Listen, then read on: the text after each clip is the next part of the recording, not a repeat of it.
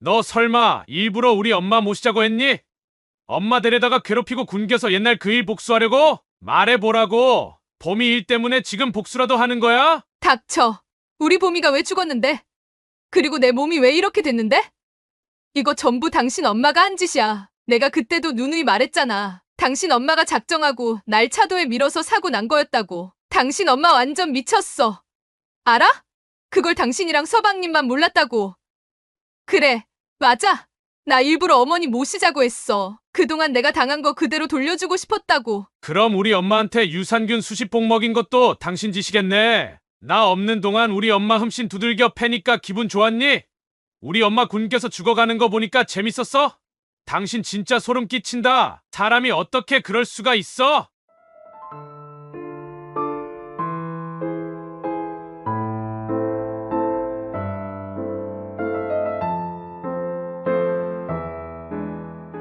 사연을 듣고 난 후 각자의 의견을 댓글로 남겨주시기 바랍니다. 사소한 댓글이라도 사연자분에게 큰 힘이 될 수 있습니다. 각색될 수 있고 사연자분의 입장에서 구성될 수 있습니다. 성기수 씨는 40대 중반의 평범한 남자입니다. 그는 얼마 전부터 자신이 겪은 끔찍한 일로 이내 하루도 마음 편히 잠을 자 본 적이 없었습니다. 그 사건은 바로 그의 어머니가 치매에 걸리면서 시작되었지요. 어느 날 동생에게서 연락이 왔습니다. 형, 아무래도 엄마를 요양원에 모셔야 할 것 같아. 기수 씨는 동생의 말을 듣고 잠시 생각했습니다. 엄마, 무릎 다치신 거 거의 다 나은 거 아니었어? 사실 그 사건이 일어나기 1년 전부터 동생이 어머니를 모시고 살고 있었습니다. 어머니는 빗길에 넘어져 슬개골이 골절되면서 무릎 수술을 받으셨고 거동이 불편해지셔서 누군가 돌봐야 할 필요가 있었지요. 아버지가 일찍 돌아가셨기 때문에 어머니는 혼자 살고 계셨는데 그때 어머니를 모시겠다고 한 사람은 바로 동생이었습니다. 당시 자신이 나서지 못했습니다. 왜냐하면 그의 아내가 싫어할 게 너무나 불보듯 뻔했기 때문이었습니다. 어머니가 수술하던 날 기수 씨와 함께 병원에 갔던 아내는 이렇게 말했습니다. 노인네. 그러게 왜 비 오는 날 집을 나가서는 사람 귀찮게 병원까지 오게 만들어. 당신, 행여나 당신 엄마 병간호한다고 우리 집에 끌어들일 생각 눈곱만큼도 하지 마. 알았어? 그는 아내의 도끼 서린 말에 그저 한숨만 내쉬었습니다. 그러자 아내가 단도리를 했습니다. 내 말 알아들었냐고. 만약 당신이 어머님 모셔오면 나 이번엔 정말 가만 안 있어. 기수 씨는 목에 메어져 있던 넥타이를 잡아 풀며 괜한 화풀이를 했습니다. 아무튼 그렇게 상황이 흘러갔지만 다행히 그가 나서기도 전에 동생이 어머니를 자기네 집에서 돌보겠다고 모셔갔으니 내심 너무나 고마웠습니다. 그래서 아내 몰래 동생에게 그가 그동안 모아두었던 비자금 100만 원을 건네기도 했습니다. 엄마를 잘 부탁한다. 라고 말하며 돈을 건넸습니다. 그러나 어머니의 재활은 남들보다 더뎠습니다. 6개월 정도만 합가해서 살면 충분히 나을 거라 생각했는데 어느새 1년이 넘어가고 있었습니다. 아무래도 동생이 어머니를 오래 모시고 있자니 기수 씨가 동생네 눈치가 보여 갈 즈음이었습니다. 그는 큰 아들인데도 어머니를 모시겠다는 말 한마디 꺼내지 못하고 있었습니다. 이제 거동 다 되시는 거 아니었어? 지난번에 엄마가 무릎이 좀 뻑뻑하고 조금 아프다고는 했어도 혼자서 산책도 나갈 정도로 좋아지셨잖아. 그것 때문이 아니라 엄마 치매야. 형, 그래서 아무래도 요양원에 모셔야 할 것 같아. 기수 씨는 치매라는 말에 가슴이 덜컥 내려앉았습니다. 그동안 오랜 세월 아버지 없이도 씩씩하게 사시던 분이었고 사막에 떨어져도 살아나오실 것 같은 어머니가 치매라니요. 그동안 무릎 골절만 신경 쓰느라 어머니가 치매에 걸리실 줄은 상상도 못했습니다. 그런데 이어지는 동생의 말에 그는 무척 당황하고 말았습니다. 그럼 형도 동의한 걸로 알고 엄마 들어가실 요양원 좀 알아볼게. 그리고 엄마 요양원 들어가시고 나면 나 이혼하려고. 이혼. 그게 무슨 소리야? 니들 같은 인꼬 부부가 무슨 이혼? 그렇게 됐어. 형, 너 재수 씨랑 무슨 일 있었어? 동생은 대꾸를 하지 않았습니다. 하지만 표정을 보니 기수 씨에게 말하기 난감해하는 듯 보였습니다. 무슨 일인데? 왜 말을 못해? 형, 그만 얘기하자. 나도 지금 너무 힘들어. 미안해. 그렇게 동생은 말을 아끼더니 집으로 돌아갔습니다. 그도 집으로 돌아왔습니다. 소파에 앉아 있는데 아내가 와서 말을 걸었습니다. 표정이 왜 그래? 오늘 서방님 만나러 간다더니 무슨 일 있었어? 왜 그러는데? 설마 이제 우리더러 어머니 모시라는 건 아니지? 당신은 참, 당신한테 모시라고 안 하니까 그런 말 좀 그만해. 그럼 대체 왜 그러는데? 서방님 만나고 와서 표정이 왜 죽상인데? 설마 돈 빌려달래? 그런 거 아니거든. 기아가 언제 우리한테 손 벌리는 거 본 적 있냐? 도대체 넌 우리 가족을 어떻게 생각하길래 그런 말을 하냐? 참, 당신도 많이 변했네. 옛날에 순수하고 순하던 김자연 어디 갔냐? 아니면 혹시 동선에 이혼한대? 그걸 당신이 어떻게 알았어? 기수 씨는 아내의 말에 깜짝 놀라 아내를 바라봤습니다. 그는 동생 내외가 이혼할 거라는 상상을 해본 적도 없었기 때문이었습니다.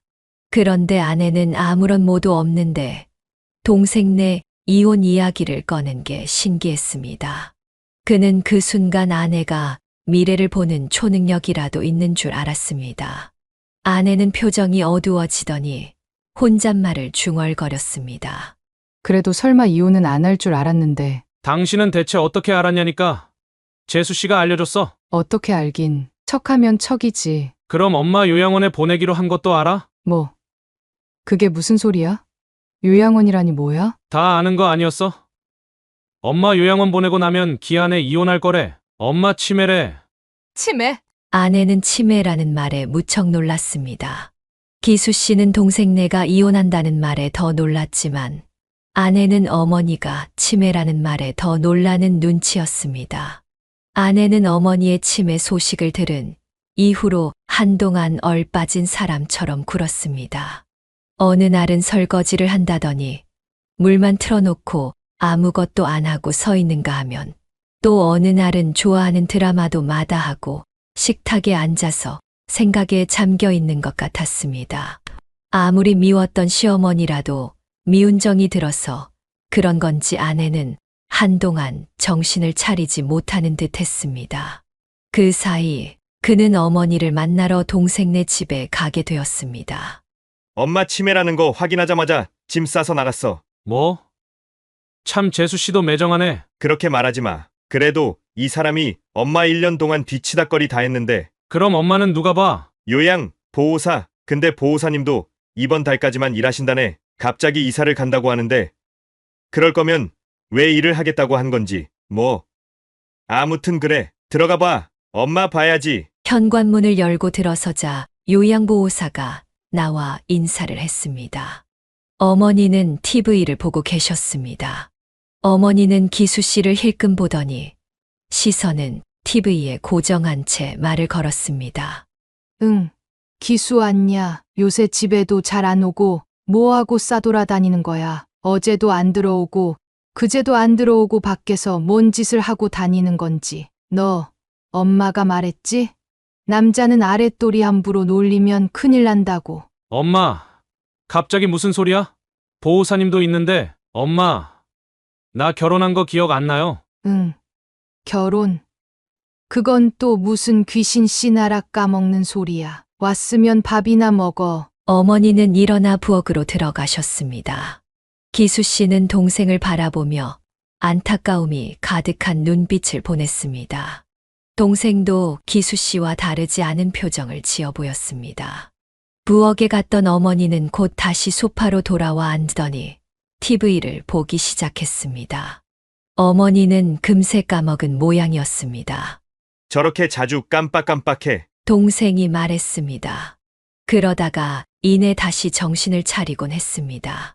그는 어머니가 언제 그랬냐는 듯 기억을 되찾으신 모습을 보고 놀라움을 느꼈습니다. 어느새 어머니는 기수 씨 옆에 바짝 다가오셨습니다. 기수야. 너 얼굴이 왜 이렇게 상했어? 회사 일이 힘들어서 그래? 아이고, 보약이라도 한 잔 해먹이던지 해야겠다. 안 되겠어. 기수 씨는 그 말을 듣고 죄송함이 밀려왔습니다. 엄마, 죄송해요. 그는 눈물이 나올 것만 같았습니다. 치매에 걸린 상태에서도 자식을 챙기려는 어머니의 모습이 그를 울컥하게 만들었습니다. 어머니를 바라보니 마음이 너무나 아팠습니다. 결혼 후 내 가족 챙기기에만 급급했던 자신을 돌아보며 그는 더욱 죄송한 마음이 들었습니다. 아내가 신혼 초의 시댁일이라면 학을 때는 바람에 어머니를 자주 찾아뵙지 못했던 것도 떠올랐습니다. 아내의 예민한 성격에 맞추다 보니 어머니께 너무 소홀했던 것이 떠올랐습니다. 그래서 어머니에게 이런 병이 일찍 생긴 것이 아닐까. 기수 씨는 자신을 자책하게 되었습니다.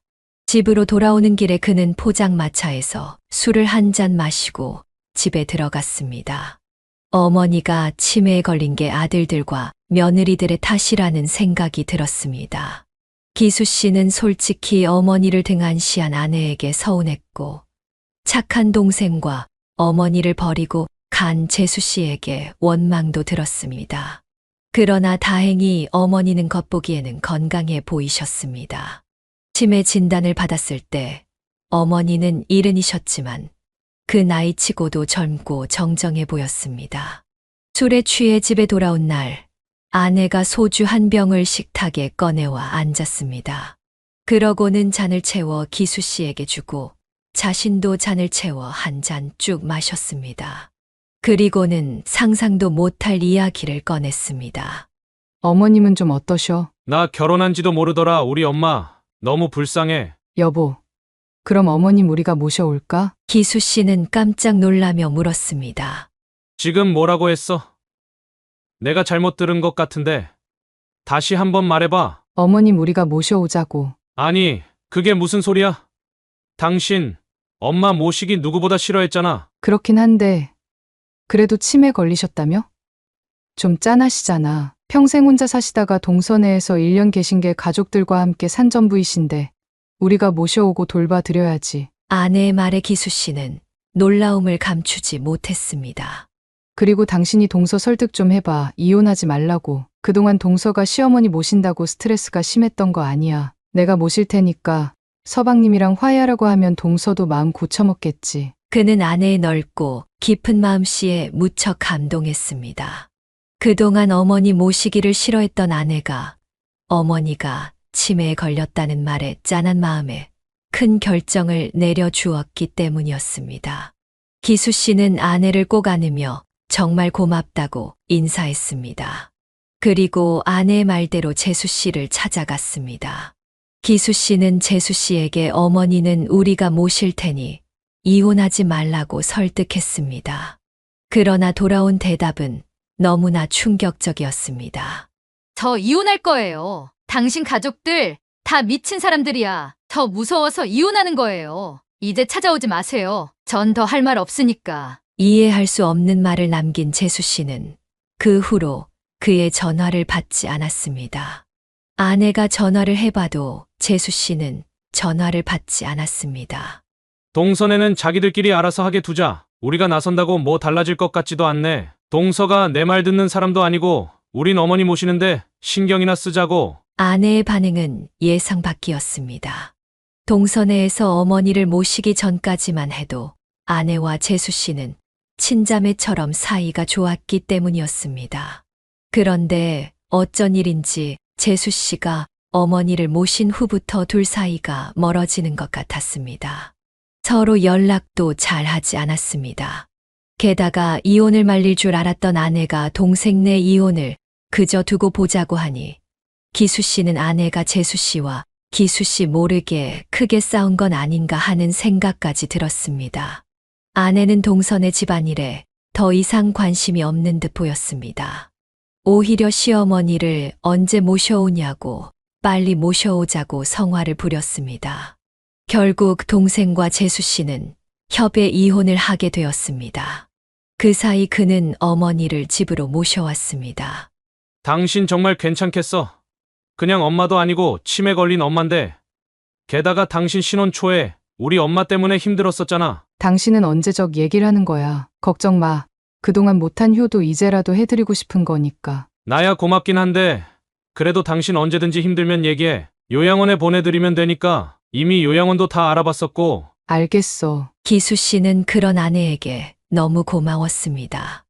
이 세상 어떤 며느리가 치매 걸린 시어머니를 모시겠다고 나서겠습니까? 재산 많은 노인이라면 몰라도 어머니는 가진 거라곤 전셋집 뺀 돈이 전부였습니다. 그마저도 생활비로 이래저래 쓰여서 얼마 남지 않은 돈이었습니다. 게다가 신혼 초에 고부 관계가 안 좋아서 아내가 절대로 어머니를 모실 거라고는 생각도 못했습니다. 기수 씨는 과거에 연연하여 아내를 너무 꽉 막힌 사람으로 생각한 것이 아닐까 자책했습니다. 어머니를 집으로 모셔온 후 아내는 평소보다 몇 배는 더 부지런히 움직였습니다. 치매에 걸리기 전에도 워낙 깔끔한 성격의 어머니였기에 그 비위를 맞추려니 잠시도 쉴 틈이 없었을 것입니다. 그런 어머니의 비위를 모두 맞춰주고 몸에 좋은 보양식을 차려주는 아내를 보며 기수 씨는 정말 결혼을 잘했다고 생각했습니다. 어머니를 집에 모셔온 첫날 밤 아내가 말했습니다. 어머님이 기억도 잘 못하고 저러고 계신 거 보면 너무 안쓰러워. 돌아가신 우리 엄마 생각도 나고. 장모님 말이야? 우리 엄마 나중엔 밥도 제대로 못 드시고 돌아가셨잖아. 그는 아내의 말에 목에 가시가 걸린 듯한 기분이었습니다. 왜냐하면 장모님이 암 투병 끝에 돌아가셨기 때문이었습니다. 나중에는 복수가 차서 밥 먹는 것도 불편해지셨습니다. 아내가 장모님께 드리려고 만든 소고기 죽을 병원에 가져가려던 날, 어머니가 실수로 그 죽을 쏟아버리는 바람에 장모님께서 마지막 식사도 제대로 못 하셨습니다. 그날 장모님의 건강이 악화되어 치료실로 옮겨지셨고 그곳에서 임종을 맞이하셨습니다. 그때 아내는 어머니를 많이 원망했습니다. 어머니는 실수로 그랬다고 미안하다고 하셨지만 아내는 그런 어머니의 실수를 곱게 보지 않았습니다. 그때도 장모님 병고 아내 지극정성이었던 아내였는데 지금은 그 대상이 어머니로 바뀐 것 같았습니다. 치매에 걸린 어머니를 보며 짠하다고 말하는 아내가 천사처럼 보였습니다. 아내는 시어머니를 모시겠다고 회사에 휴직계까지 냈습니다. 그리고 지극정성으로 어머니를 돌보아 드렸습니다. 기수 씨가 퇴근하고 집에 돌아오면 어머니의 모습은 언제나 깔끔하게 정돈되어 있었습니다. 어느 날은 어머니가 좋아하는 그루프까지 말고 계셨습니다. 아내가 해준 것이었습니다. 기수 씨는 놀라며 물었습니다. 머리에 저건 뭐야? 구루프. 아내는 웃으며 대답했습니다. 어머님, 가꾸는 거 좋아하시잖아. 어때? 머리 예쁘게 됐어? 어머님, 머리 마음에 드세요? 그러나 어머니는 머리에는 별 관심이 없는지 그저 그와 아내만 번갈아 쳐다보셨습니다. 기수 씨는 어머니를 보고 미소를 지으며 말했습니다. 우리 엄마 예쁘네. 엄마는 좋겠소. 이렇게 효부 며느리 있어서 앞으로 자주 말 잘 듣고 지금처럼만 지내세요. 알았죠? 그러나 어머니는 대꾸하지 않으셨습니다. 어머니는 기수 씨의 집으로 온 이후로 부쩍 말씀이 줄어들었습니다. 그는 아내를 안방으로 데려가 꼭 안아주었습니다. 그런데 그 순간 어머니가 방문을 확 열더니 갑자기 기수 씨에게 구루프를 냅다 던지셨습니다. 못난 놈, 그리고는 거실로 나가며 외쳤습니다. 밥이나 차려라. 아내는 얼른 나가서 밥을 차렸습니다. 어머니를 모셔온 후로 기수 씨와 아내의 사이는 더 좋아졌습니다. 자신의 부모에게 잘하는 아내를 누가 싫어하겠습니까? 그는 평소 자주 가던 회식도 줄이고 일찍 집에 들어가곤 했습니다. 아내는 그 후로도 어머니를 정말 꼼꼼히 잘 챙겨 드렸습니다. 어머니를 모시고 매주 한 번씩 목욕탕에도 다녀오고 안마도 자주 해드렸습니다. 하지만 마냥 행복한 일상만이 계속되는 것은 아니었습니다.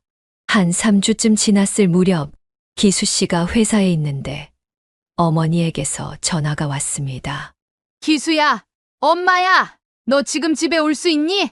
기수 씨는 깜짝 놀라며 대답했습니다. 지금요? 아이, 저 지금 회사잖아요. 왜요? 무슨 일 있어요? 어머니는 불안한 목소리로 말했습니다. 사실은 자연이가 나한테 이상한 걸 자꾸 먹으라고 한다. 이상한 하얀 가루인데 내가 안 먹는다는데도 억지로 먹이려고 해. 네가 와서 얘 좀 말려봐라. 응. 기수 씨는 어머니를 일단 진정시키고 아내에게 전화를 걸었습니다. 상황 설명을 하자 아내는 한숨을 크게 내쉬며 말했습니다. 치매 걸린 노인네 돌보는 게 생각처럼 쉽지가 않네. 어머님이 날이 갈수록 증상이 심해지셔서 계속 고집만 피우시고 기수 씨는 걱정스러운 마음에 물었습니다. 당신이 많이 힘들지? 그런데 엄마가 하얀 가루 얘기를 하던데 그게 뭐야? 당신이 억지로 엄마한테 먹이려고 한다던데? 아내는 다소 짜증 섞인 목소리로 대답했습니다. 어머님이 그런 말씀까지 하셔? 참, 이럴 때 보면 은근히 정신이 말짱하신 것 같단 말이야. 그는 당황하며 다시 물었습니다. 딴소리 하지 말고 하얀 가루가 뭐냐고. 당신 반응 왜 이래? 왜, 내가 뭐 못 먹을 거라도 드릴까봐 그러는 거야? 아내는 기수 씨의 반응에 서운함을 느끼며 말했습니다. 유산균이지. 뭐긴 뭐야? 당신 어머니 요새 변비 걸려서 화장실에서 맨날 끙끙거리실래.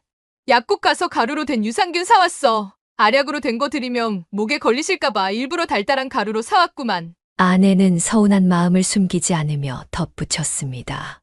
근데 당신 반응 좀 서운하다. 내가 지금 누구 때문에 회사까지 쉬면서 이 고생을 하는데 어머님이 대체 뭘 어떻게 얘기하셨길래 당신 반응이 이래? 뭐, 내가 어머님 해코지라도 했다고 얘기하셔? 그런 거야? 기수 씨는 아내의 말을 듣고 당황하며 말했습니다. 아이, 무슨 그런 소리래? 그런 거 아니야. 근데 엄마가 좀 겁이 잔뜩 나 있으시더라고. 그 유산균 드시라고 할 때 뭐 억지로 먹이고 그러는 건 아니지? 아내는 기수 씨의 말을 듣고 한숨을 쉬며 대답했습니다. 이봐요. 성기수 씨. 당신 어머니 치매야. 그럼 노인네 말을 고지고대로 듣고 있으면 어떡해? 하긴, 당신은 그때도 그랬었지. 아내의 마지막 말에 기수 씨는 아무 대꾸도 할 수 없었습니다. 사실 그때 그 일은 우리 부부에게 금기어와도 마찬가지였습니다. 특히 아내는 그때 일을 입에 올리는 걸 극도로 싫어했습니다. 그랬던 아내가 그때 얘기를 먼저 꺼내다니 그는 놀라움을 감출 수 없었습니다. 아이, 그런 거 아니야. 그냥 당신이 애 달래듯이 해서 드시게 해봐. 아무튼 당신이 고생이 많네. 우리 엄마 영양제까지 신경 써주고 고마워. 그리고 미안해. 아내는 한숨을 내쉬며 말했습니다. 미안하면 앞으로 나한테 잘해. 그나저나 어머님 점점 자기 마음대로 하려고 해서 큰일이네. 어머님, 그거 꺼내시면 안 돼요. 기수 씨는 아내가 다시 어머니를 돌보는 모습을 보며 안도의 한숨을 내쉬었습니다.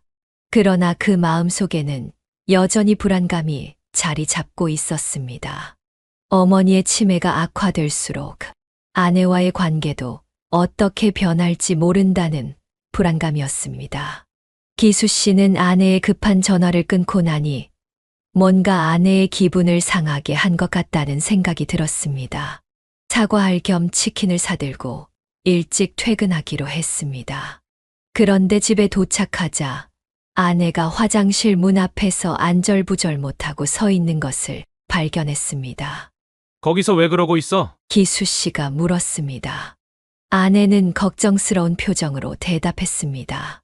어머님이 배탈이 나셨나 봐. 그때 어머니의 목소리가 화장실에서 들려왔습니다. 기수 왔냐? 아이고, 배야 나 죽네. 기수야 저것이 나 죽으라고 화장실에 가두고 나오지도 못하게 한다. 기수 씨는 어머니의 말에 당황하며 아내를 바라보았습니다. 아내는 어이없다는 표정을 지으며 말했습니다. 내 말 맞지? 어머님 점점 이상해지시는 거 말이 돼. 화장실 문을 밖에서 잠글 수도 없는데 가두긴 누가 가둬요? 그는 어머니를 달래며 말했습니다. 엄마, 볼일 다 보셨으면 그만 나오세요. 잠시 후 어머니가 화장실에서 나오셨습니다. 어머니는 속이 불편한 듯 배를 계속 쓸어내리셨습니다. 배에서 꾸루룩 꾸루룩 소리가 기수 씨의 귀에까지 들렸습니다. 아내는 어머니께 드릴 죽을 끓이기 위해 부엌으로 들어갔습니다. 그 틈을 타 어머니는 기수 씨를 조용히 작은 방으로 끌고 가셨습니다. 기수야, 너 내일 회사 안 가면 안 되냐? 큰 며느리가 아무래도 정신이 좀 이상한 것 같아. 나한테 억지로 하얀 가루를 얼마나 먹였는지 몰라. 그래서 내가 이렇게 배탈이 난 거야. 기수 씨는 어머니의 말을 듣고 답답한 마음에 말했습니다. 엄마, 아이 그런 소리 좀 그만하세요. 저 사람 듣겠어요. 저 사람이 엄마 변비 고쳐준다고 비싼 유산균 사온 거라던데 자꾸 사람 모함하면 못 써요. 제발 둘이 사이좋게 지내세요. 네. 그러나 어머니는 기수 씨를 꾸짖으며 말씀하셨습니다.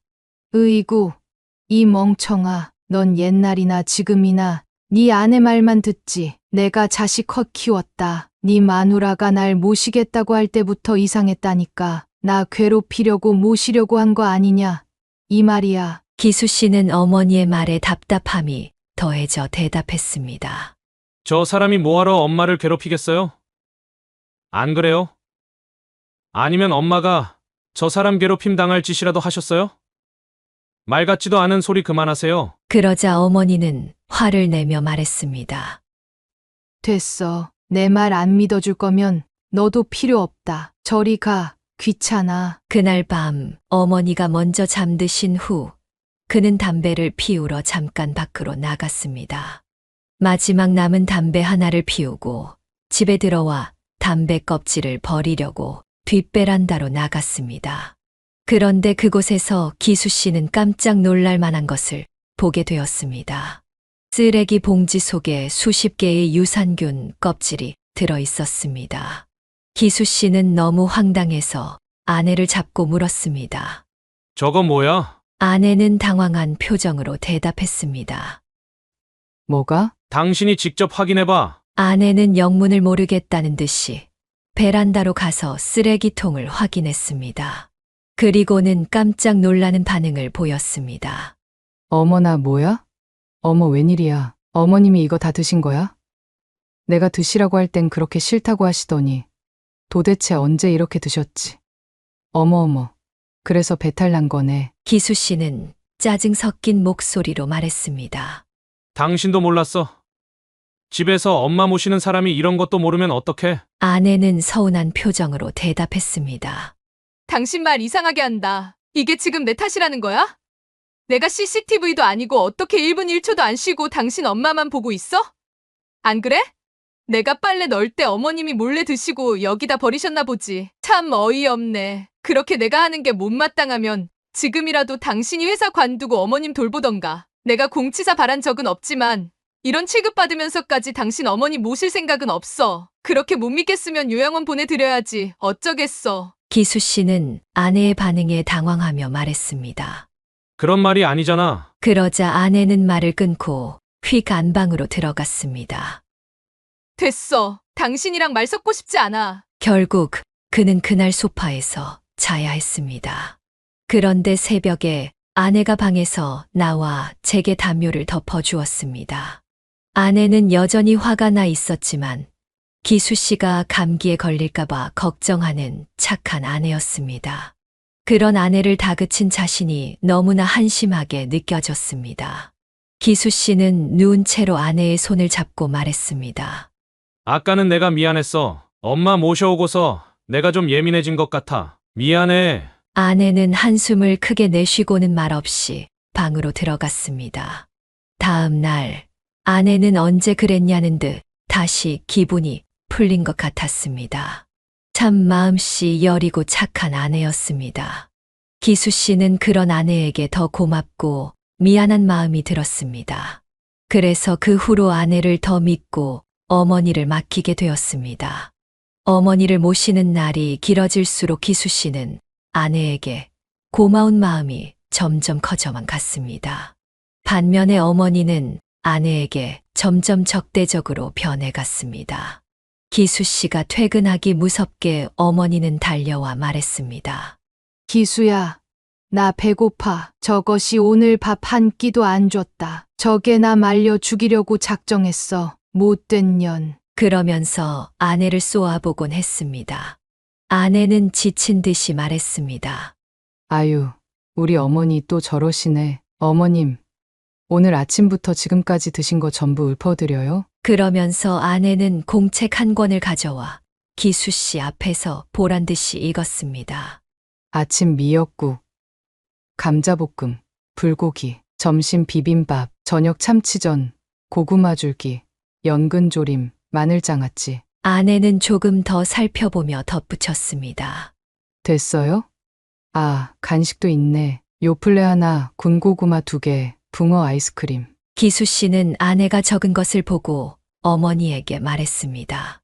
엄마, 며느리가 우리 집 복덩이야. 어느 집 며느리가 이렇게 밥상을 차려주겠어? 안 그래요? 엄마는 진짜 복 받은 줄 아셔요. 실제로 집안에 생선 구운 냄새가 진동하는 걸 보면 아내가 적은 대로 어머니께 드린 것이 분명했습니다. 그런데도 어머니는 그를 무섭게 노려보시고는 방으로 들어가 버리셨습니다. 날로 심해지는 치매 증상 때문인지 어머니는 나날이 날카로워지기 시작했습니다. 특히 아내에게 그러셨습니다. 기수 씨는 이 모든 걸 감당하고 있을 아내에게 미안한 마음뿐이었습니다. 그럴수록 그는 아내에게 더 잘해주고 싶은 마음이 들었습니다. 기수 씨는 회사에 발이 묶여 있을 때 아내를 위해 해줄 수 있는 것은 쓰레기를 버려주고 저녁 설거지를 도와주는 정도였습니다. 그리고 하루에 꼭 한 번씩은 아내를 안아주는 것뿐이었습니다. 착한 아내는 그것만으로도 기수 씨에게 고마워했습니다. 시간이 지날수록 어머니가 아내를 욕해도 기수 씨는 한 귀로 듣고 한 귀로 흘리게 되었습니다.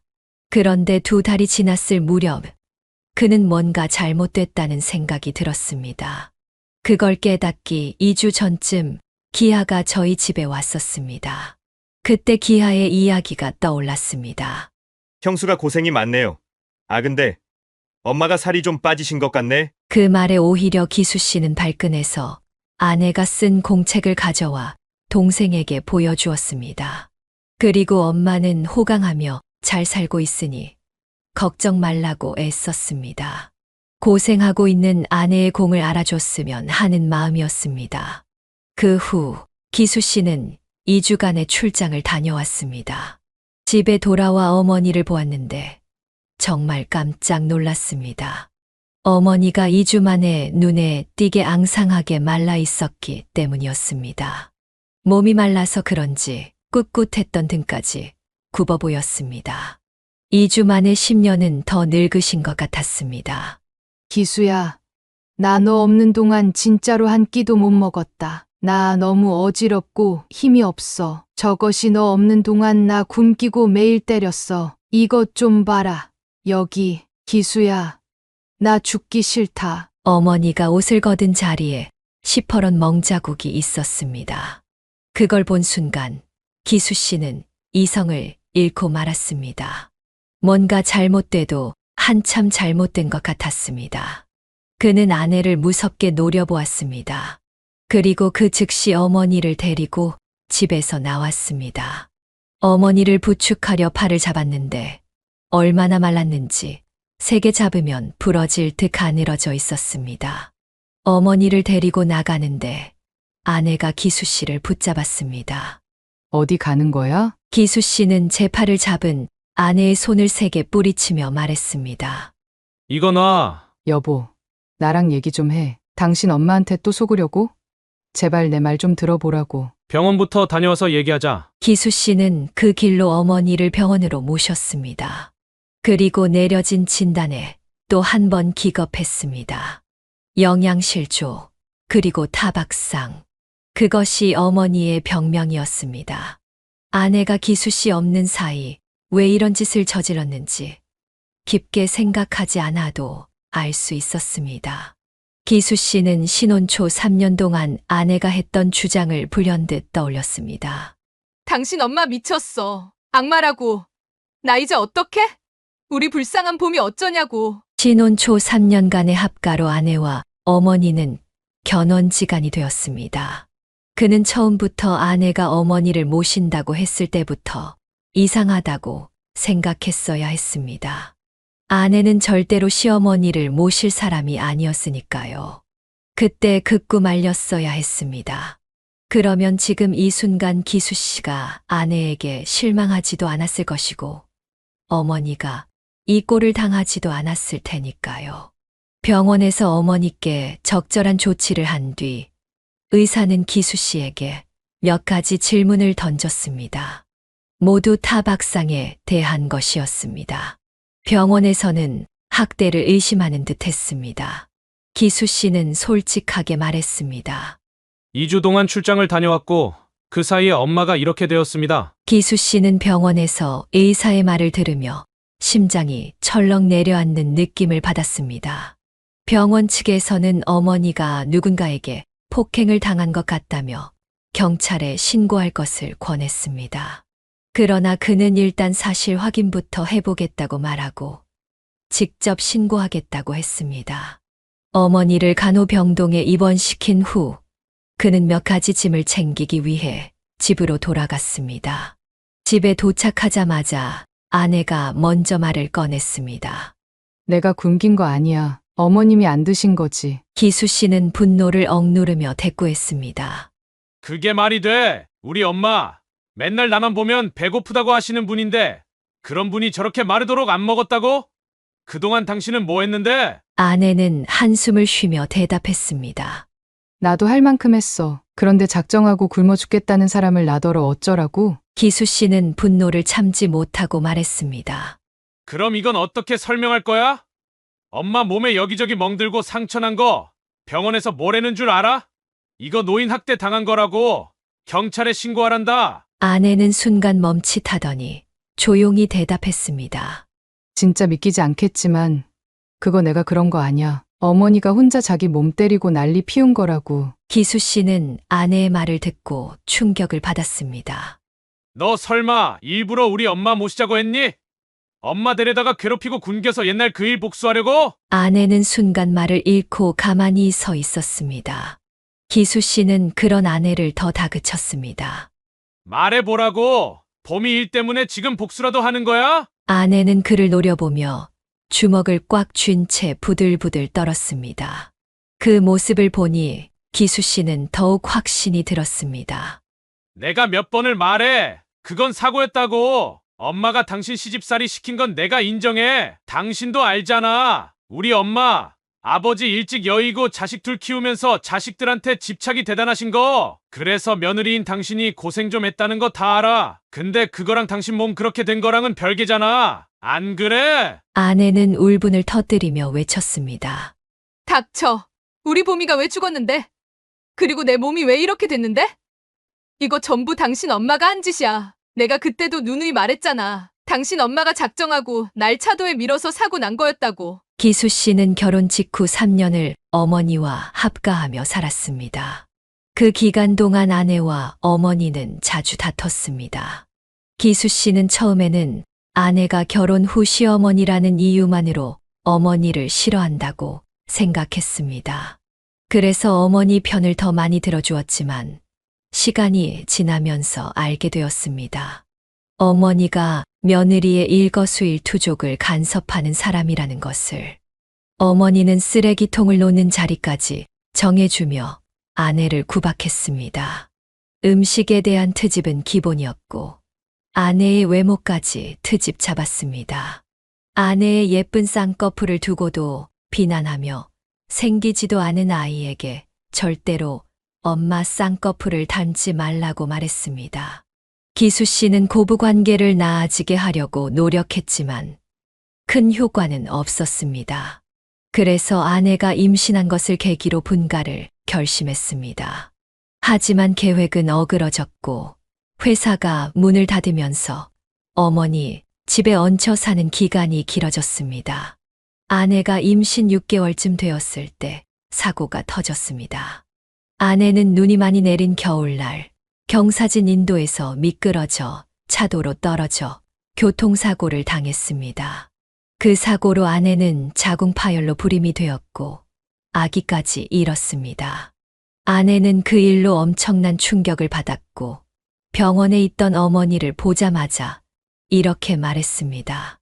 살인마, 어머니가 죽인 거예요. 우리 봄이 어머니가 죽인 거라고요. 어머니는 황당하다는 듯이 말했습니다. 너 마취 덜겠니? 왜 다짜고짜 헛소리야?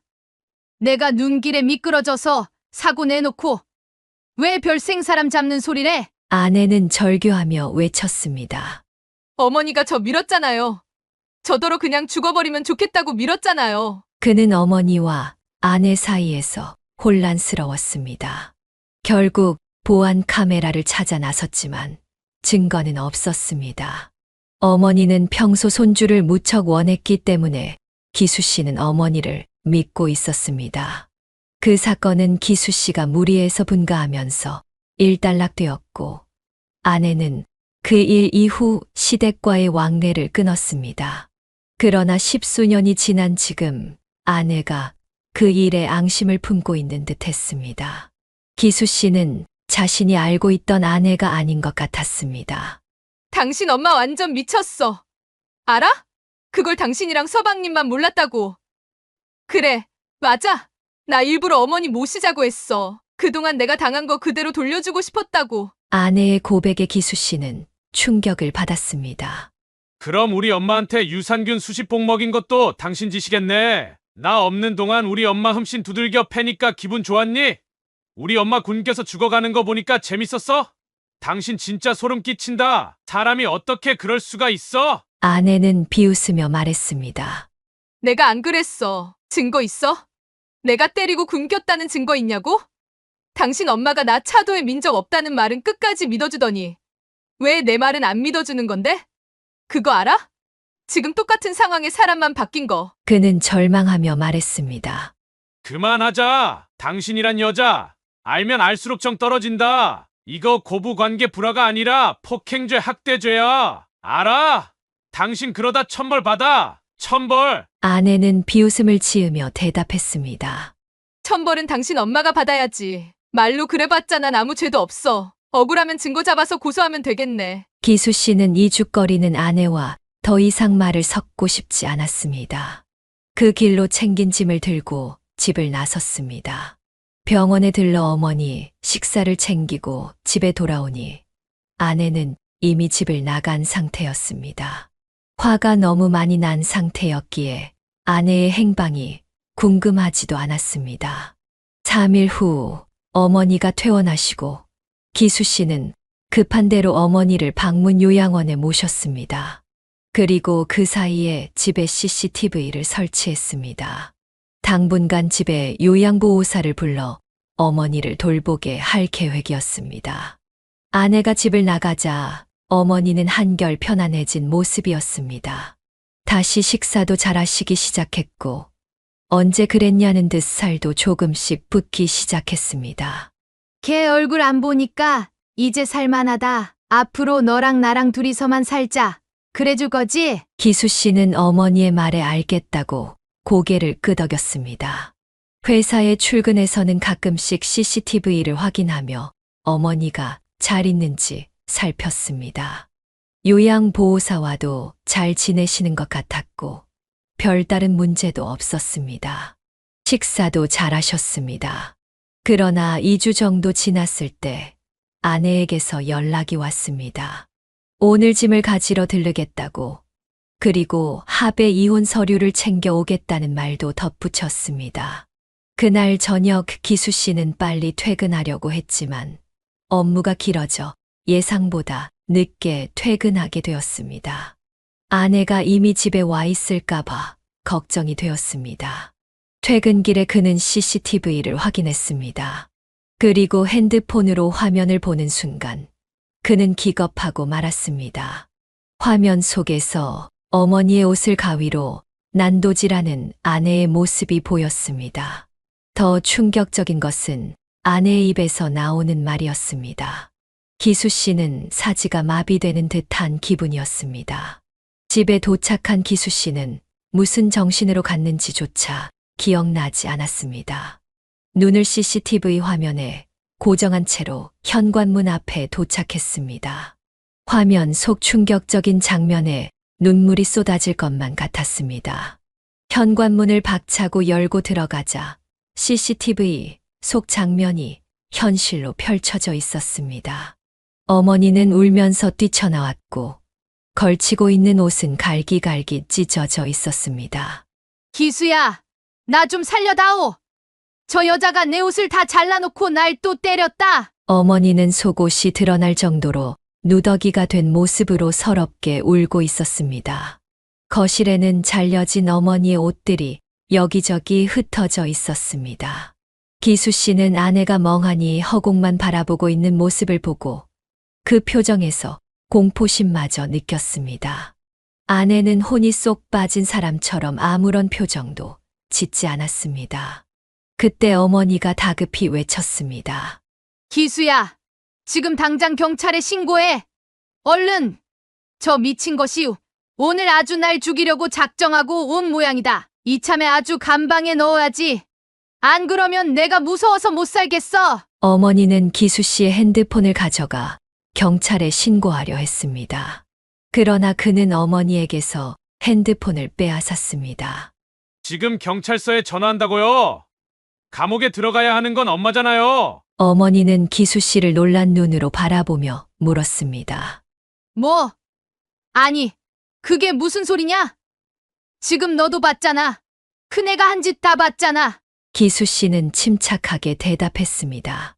네, 봤어요. 그리고 다 들었고요. 대체 왜 그랬어요? 자연이한테 대체 왜 그랬냐고요? 엄마, 봄이한테 무슨 짓 하신 거예요? 어머니는 당황하며 대꾸했습니다. 네가 대체 뭘 봤다고 그래? 기수야? 나 네 엄마야. 치매 걸린 불쌍한 네 엄마라고. 기수 씨는 어머니에게 소리쳤습니다. 엄마, 치매 걸린 거 맞아요. 어떻게 치매 걸린 사람이 이래? 대체 왜 그랬어요? 자연이한테? 아니, 저한테 왜 그랬냐고요? 기수 씨는 태어나서 처음으로 어머니에게 이렇게 화를 내고 소리쳤습니다. 그는 집으로 오며 본 CCTV 화면 속 장면을 떠올리며 분노를 억누를 수 없었습니다. 화면 속에서 어머니가 스스로 옷장을 열고 옷을 꺼내 가위로 자르고 있었습니다. 게다가 어머니가 아내에게 뱉은 말들은 충격적이었습니다. 내가 말했지. 너랑 기수 언젠가는 찢어놓겠다고. 진작에 이 옷들처럼 갈갈이 찢어놨어야 했는데. 그는 분노에 차서 물었습니다. 그 옷 찢어놓고 또 저한테 덮어씌우시게요? 유산균처럼요? 아니면 독하게 굶으면서 스스로 본인 학대해놓고 제가 한 거라고 꾸미려고요? 어머니는 비웃으며 대답했습니다. 그래. 두고 봐라. 기수가 이거 보면 앞으로 너랑은 상종도 안 할 거다. 지 새끼 일어놓고 용케도 끈질기게 붙어있더니 꼴 좋네. 아내는 어머니의 말에 울분을 터뜨리며 외쳤습니다. 어머니, 이제 속이 시원하세요? 손주까지 죽여가면서 저를 불임으로 만들고 당신 아들이랑 헤어진다니까 그렇게 좋으세요? 어머니는 차갑게 대답했습니다. 좋다마다. 그러게 15년 전에 애초에 결혼 안 했으면 좋았잖아. 남자가 내 아들밖에 없니?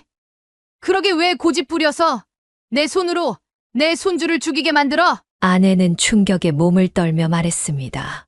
이제야 실토하시네요. 정말 어머님은 악마세요. 동서한테도 저한테 한 것처럼 똑같이 하셨죠? 제가 모를 줄 알아요? 그러니 착한 동서도 치를 떨고 도망갔죠. 도대체 아들들한테 왜 그러시는 거예요?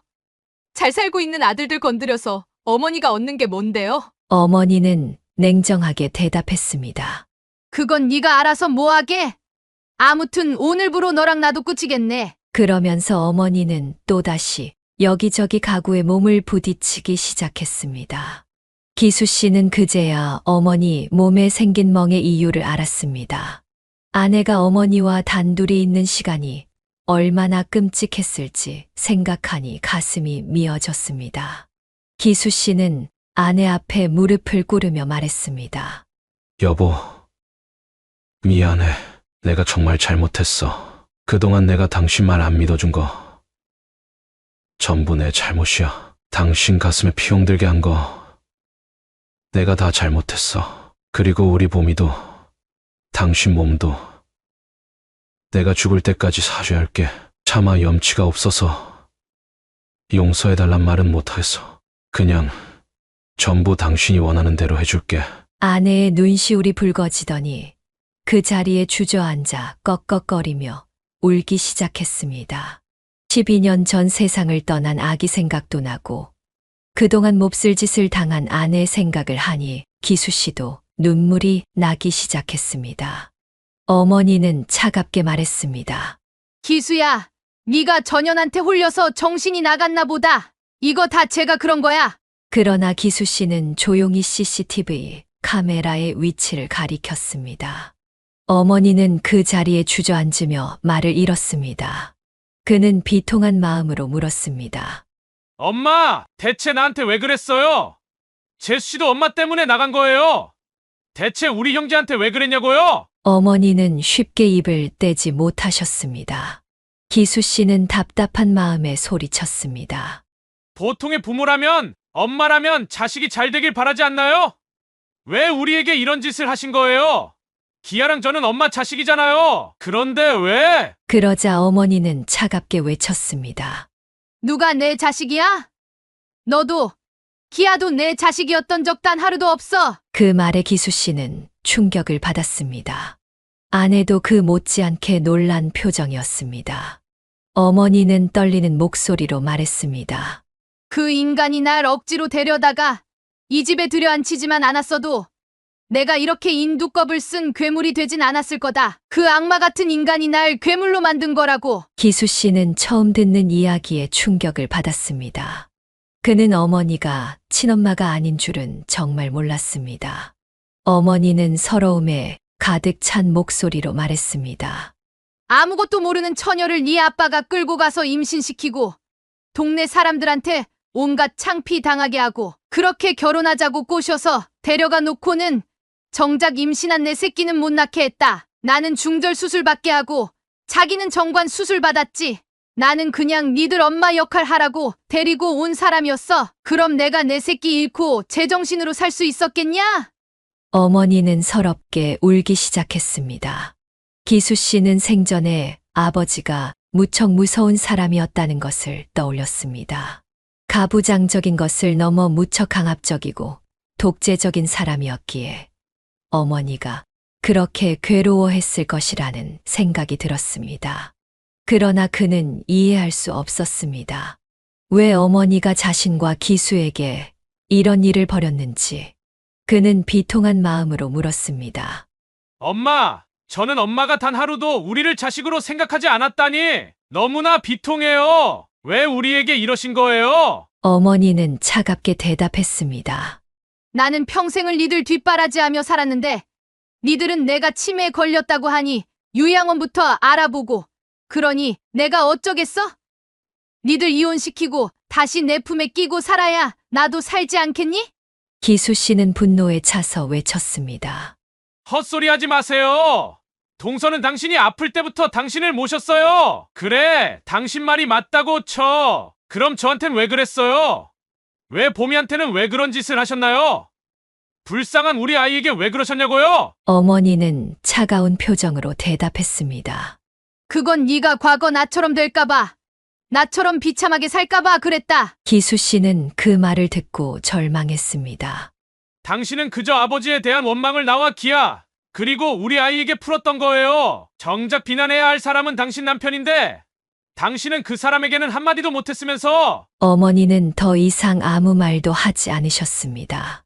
그저 고개를 숙인 채 무언가를 되뇌는 듯 보였습니다. 기수 씨는 그 모습을 바라보며 무슨 말을 해야 할지 몰랐습니다. 그 순간 아내가 조용히 일어나 짐을 챙기기 시작했습니다. 식탁 위에 이혼 서류를 올려두고 더 이상 아무런 말도 없이 집을 나갔습니다. 어머니도 천천히 짐을 챙기더니 기수 씨를 바라보며 말했습니다. 걱정 마라. 네 동생한테는 안 갈 거다. 그리고 어머니도 문을 열고 나가려 했습니다. 그는 그 순간 아무 말도 할 수 없었습니다. 모든 것이 너무나 갑작스럽고 그의 마음속에 남아있는 것은 허탈감뿐이었습니다. 어머니가 나간 후 기수 씨는 홀로 남겨진 집에서 멍하니 앉아 있었습니다. 그는 무너져 내리는 마음을 붙잡고 무엇이 잘못되었는지, 어디서부터 이 모든 혼란이 시작되었는지 되짚어 보려 했습니다. 하지만 모든 것은 너무나 뒤엉켜 있었습니다. 일주일간 병가를 낸 기수 씨는 집에 틀어박혀 있었습니다. 그는 동생을 집으로 불러 모든 사실을 이야기했습니다. 동생 역시 큰 충격을 받았습니다. 동생은 한동안 말을 잇지 못하다가 조용히 말했습니다. 형, 엄마가 그렇게 미웠을까? 그런데도 나는 엄마를 다시 찾고 싶어. 엄마를 보면서 묻고 싶어. 정말 내가 그렇게 미웠는지. 기수 씨는 동생의 말에 무거운 마음으로 고개를 끄덕였습니다.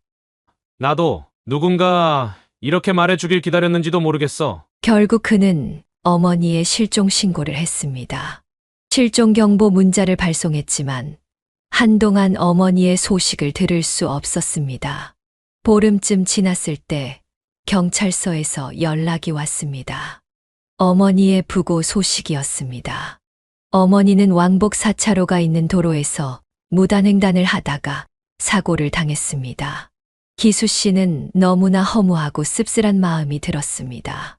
대학병원의 장례식장이 차려졌지만 찾아오는 손님이 거의 없어 식장 안은 쓸쓸했습니다. 그나마 엄마의 외가 쪽 식구들이 몇 분 왔다가 잠깐만 앉아 있다 돌아갔습니다. 그는 그제야 어머니가 외가 쪽 식구들과 거의 왕래하지 않았음을 깨달았습니다. 어릴 적에 외가댁에 한 번 간 적이 있었지만 할아버지와 할머니는 그들을 달가워하지 않았습니다. 지금 생각해보니 어머니는 집 안에서도 반기지 않는 외톨이였을지도 모른다는 생각이 들었습니다. 그리고 어머니를 그렇게 만든 진짜 악마는 아버지였다는 사실을 깨달았습니다. 어머니는 아버지가 만들어낸 괴물이었고 그 괴물이 된 어머니는 기수 씨와 동생에게 그리고 아내와 그들의 아이에게도 상처를 남긴 것이었습니다. 장례식장에는 아내도 재수 씨도 오지 않았습니다. 씁쓸한 장례식이 끝난 후 그는 아내에게 이혼 서류의 도장을 찍어 보냈습니다. 그리고 아내에게 편지를 남겼습니다. 어머니가 남겨둔 보험금을 동생과 나눈 뒤 아내에게 모두 보내주겠다고, 재산 분할은 물론이고 엄마의 보험금을 아내에게 위자료로 주겠다고 했습니다. 하지만 아내에게서는 아무런 답장도 연락도 오지 않았습니다. 아내에게는 결단의 시간이 필요한 것 같았습니다. 그는 아내가 어디에 있든 지난 기억과 상처를 치유하며 앞으로 누구보다 잘 살았으면 하는 바람뿐이었습니다. 그날 밤 기수 씨는 술 한 잔에 기대어 긴 밤을 보냈습니다. 그는 언젠가 자신의 어두운 터널에도 끝이 있을 것이라 믿으며 묵묵히 그 터널을 지나가기로 결심했습니다. 여기까지가 성기수 씨의 사연입니다. 성기수 씨도 그의 아내도 그의 어머니도 모두 불쌍하기만 합니다.